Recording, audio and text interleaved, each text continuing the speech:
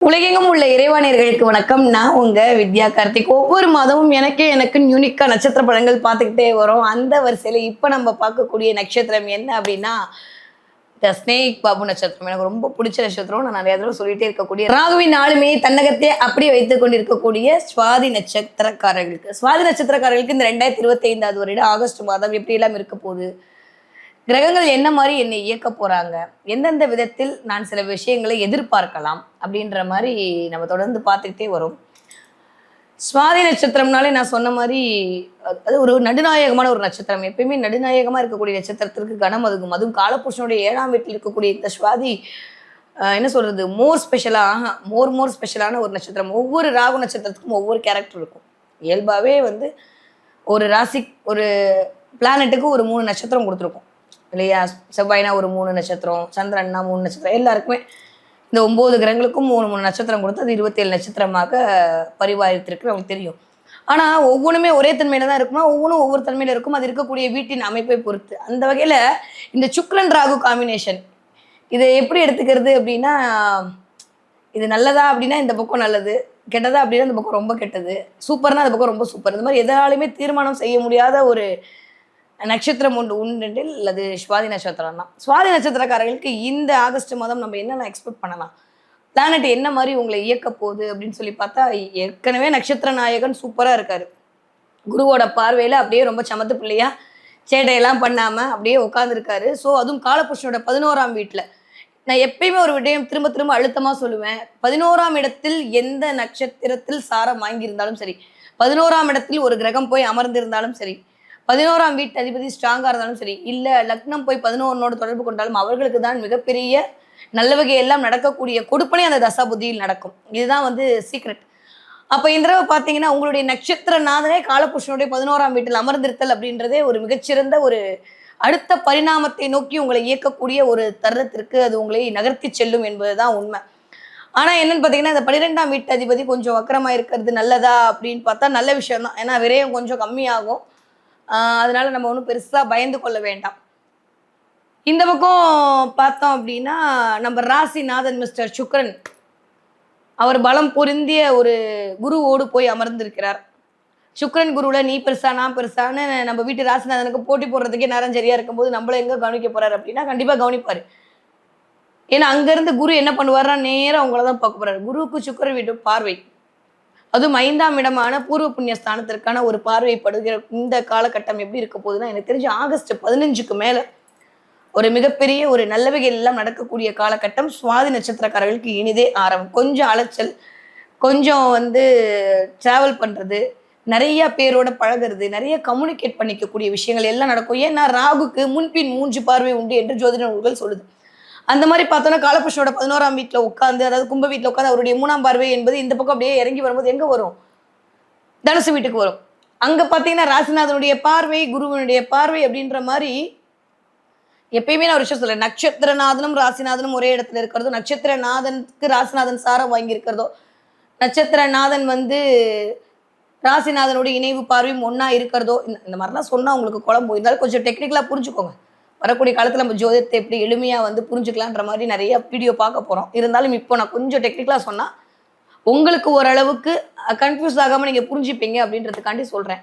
நட்சத்திரநாதனுடைய பார்வையும் ராசிநாதனுடைய பார்வையும் ஒரே வீடான தனுசு வீட்டில் விடுகிறது. அந்த தனுசு வீடு உங்களுக்கு 3ஆம் இடமாக இருக்கிறது. கிளியர், ரொம்ப சிம்பிள்.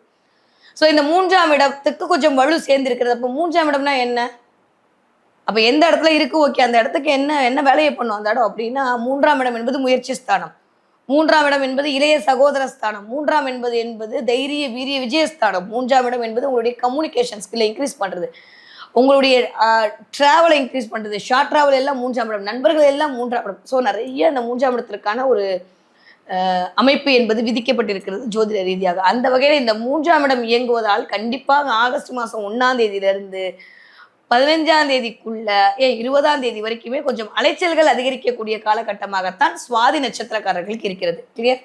ஃபர்ஸ்ட் பாயிண்ட், இந்த மாசம்னா கொஞ்சம் அலைச்சல் அதிகரிக்கும். ஏன் மேடம் அலைச்சல் அதிகரிக்கும் சின்னதாக சொல்லிட்டு போனால இவ்வளோ நேரம் அதை பேசணுமா அப்படின்னா, அப்புறம் பேசினா தானே புரியும். நான் ஏற்கனவே சொல்றேன், துளாராசிக்காரங்களுக்கு எனக்கு கழுவி ஊத்துற மாதிரி என்ன ஒரு சந்தோஷம் வருமோ தெரியாது. அதனால என்ன சொன்னாலும் இல்லைன்னு மட்டும்தான் போடுவீங்க. அதனால இனிமேல் விவரிச்சு சொல்லணும்னு முடிவு பண்ணிட்டேன். ஸோ விவரிச்சு சொன்னால் அலைச்சல் அதிகரிக்கக்கூடிய காலகட்டமாகத்தான் இருக்கிறது. எப்போ வரைக்கும் 20ஆம் தேதி வரைக்கும். ஓகே. அடுத்து நட்சத்திரநாதன் போய் எங்க உட்கார போகிறாரு? காலபுருஷனுடைய 4ஆம் வீடு, அவருடைய 2ஆம் வீடு. இந்த கான்செப்ட்லாம் எடுத்து பார்த்தா அது நம்மளுக்கு எத்தனாம் வீடா வருது அப்படின்ற ஒரு அமைப்பு இருக்குல்ல. அது ஒரு நல்ல பிளேஸ்மெண்ட்ல போய் அடுத்து ராசிநாதனும் அமரப் போகிறார், நட்சத்திரநாதனும் அமர்ந்திருக்கிறார்ன்ற போது ஆஃப்டர் 15ஆம் தேதிக்கு அப்புறம் நீங்கள் எண்ணியவையெல்லாம் ஈடேறக்கூடிய காலகட்டம் இனிதே ஆரம்பம். யாருக்கு? துலாம்ல இருக்கக்கூடிய சுவாதி நட்சத்திரக்காரர்களுக்கு. ஸோ இந்த மாதம் நம்ம என்ன எக்ஸ்பெக்ட் பண்ணலாம் அப்படின்னா, ஷார்ட் அண்ட் ஸ்வீட்டாக சொல்ல ஒரு 4 விஷயம் எக்ஸ்பெக்ட் பண்ணலாம். முதல் விஷயம், அலைச்சல் அதிகரிக்க போகிறது. கொஞ்சம் பாடி வீக் ஆக போகுது. கைக்கு கிடைக்கிற மாதிரி இருக்கு, ஆனா வரமாட்டேங்குதே அப்படின்ற மாதிரியான ஒரு தவிப்போடையே சில விஷயங்கள் நகரப் போகிறது.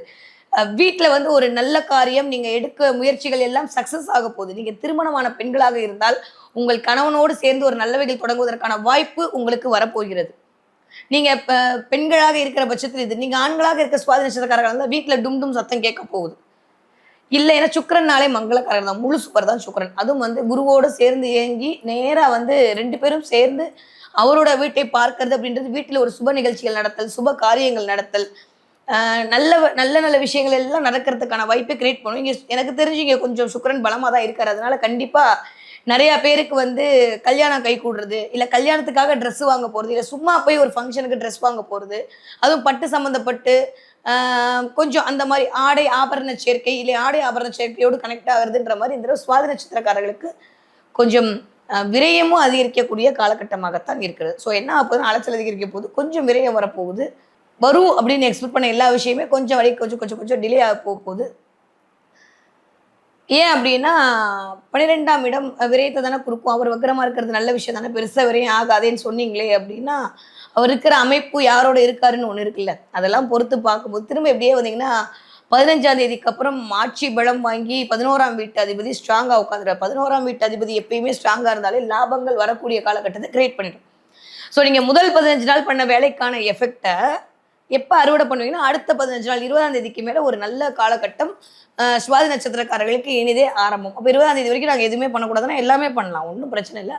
கொஞ்சம் நிறைய டிராவல் பண்ணுவீங்க, நிறைய அலைவீங்க. நம்மளுக்குனே பார்த்து ஷேர் ஆட்டோக்கார எங்கே நிற்பானோ தள்ளி நிற்பான், நம்ம நடையோ நடந்து நடந்து போய் அங்கே போய் ஏறுற மாதிரி இருக்கும். ஸோ இந்த தடவை நடை அதிகரிக்க போகிறது. நிறைய பேர் வந்து உடற்பயிற்சி மேற்கொள்ளலாம் என்று யோசிக்கப்படுறீங்கன்னா செவ்வாய் 12இல் அமர்ந்திருக்கிறார்.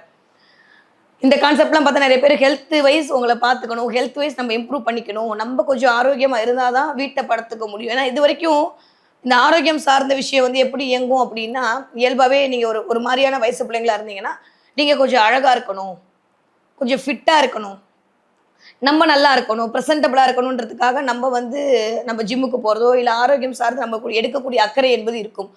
ஆனால் இந்த நேரத்தில் நீங்கள் எடுக்கக்கூடிய அக்கறை எதுக்காக இருக்கும்னா குடும்பத்திற்காக இருக்கும். குடும்பம் சார்ந்து நான் வந்து என் குடும்பத்திற்காக நான் வந்து ஆரோக்கியமாக இருக்கணும், என் பிள்ளைக்குட்டியை பார்க்கறதுக்காண்டி நான் ஸ்ட்ராங்காக இருக்கணும்னு மாதிரி ஒரு 40 வயதை கடந்த சுவாதி நட்சத்திரக்காரர்களுக்குலாம் உங்கள் ஹெல்த் மேலே ஒரு ஆரோக்கியம் என்பது உங்களை அறியாமல் வரக்கூடிய காலகட்டம் அப்படின்றது கொஞ்சம் சில பேருக்கு உடல் எடை, நான் போன மாதம் சொன்னேன் உடம்பு குண்டாகிறதுக்கான, இந்த தடவைலாம் உடம்பு இழைக்கிறதுக்கான வாய்ப்பெல்லாம் இருக்குது. ஏன்னா ரொம்ப நம்ம அலைச்சல் அதிகரிக்கும் போது நேரத்திற்கு சாப்பிட முடியாது. ஏன்னா அந்த இடத்துல தான் சூரியன் நீச்சமாகக்கூடிய நட்சத்திரமே அதுதான். இந்த தடவை கேதுவோட வேற சேர்ந்து அவர் 15ஆம் தேதிக்கு அப்புறம் இயங்க போயிடுறார். அதுவும் நீச்ச சூரியன் ஆட்சி பலம் வாங்கி உட்கார்ந்து இருக்கிறார்.